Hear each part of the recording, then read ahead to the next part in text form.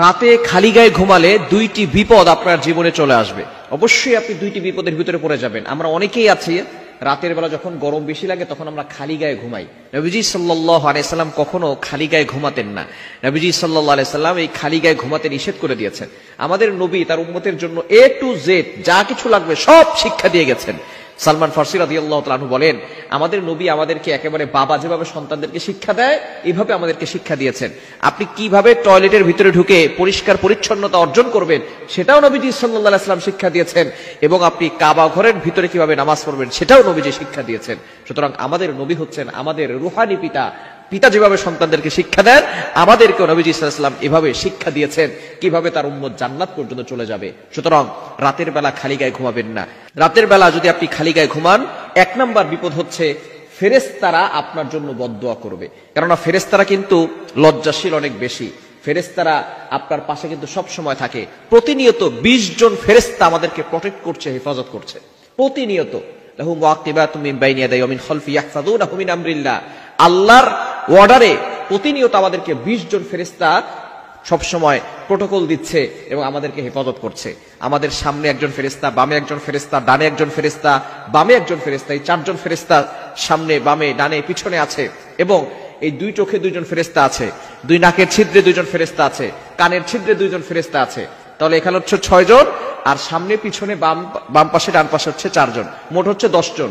এই 10 জন সকাল থেকে সন্ধ্যা পর্যন্ত ডিউটি পালন করে। আবার এই 10 জন চলে যায় সন্ধ্যার সময়, সন্ধ্যার পরে আবার সারা রাত ধরে বাকি 10 জন আবার আপনার হেফাজত করার জন্য তারা ব্যবস্থাপনা করে। সুতরাং এই 10 জন 20 জন ফেরেশতা প্রতিদিন আপনাকে প্রটেক্ট করছে, হেফাজত করছে। যদি এই ফেরেশতারা আমাকে আপনাকে প্রটেক্ট না করতো, হেফাজত না করতো, তাহলে মুরগির বাচ্চাকে যেভাবে কাক অথবা চিল পাখি, যে পাখিগুলো আছে, বাস পাখি আছে, এরা মুরগির বাচ্চা খেয়ে ফেলে, যেভাবে মুরগির বাচ্চাকে ছো মেরে উড়িয়ে নিয়ে যায়, সেভাবে যদি ফেরেশতারা আমাদেরকে প্রটেক্ট না করতো তাহলে এই মুরগির বাচ্চাদের মতো জিন জাতি আমাদেরকে ছো মেরে উড়িয়ে নিয়ে যেত। সুতরাং অবশ্যই এই ফেরেশতারা আল্লাহর অর্ডারে আমাদেরকে হেফাজত করছেন। সুতরাং আপনি রাতের বেলা খালি গায়ে ঘুমাবেন না। ফেরেশতারা এতে লজ্জাশীল হন এবং আপনার জন্য দোয়া করেন না। এজন্য অবশ্যই এই বিষয়গুলো খেয়াল করতে হবে। দ্বিতীয় নাম্বার হচ্ছে, যারা রাতের বেলা খালি গায়ে ঘুমায় তাদের বিভিন্ন রোগ হওয়ার সম্ভাবনা আছে এবং জিনের আসর লাগার সম্ভাবনা আছে। বর্তমান আমাদের সমাজে জিনের আসর এবং কালো ম্যাজিক, জাদুটোনা এগুলো বেশি হচ্ছে।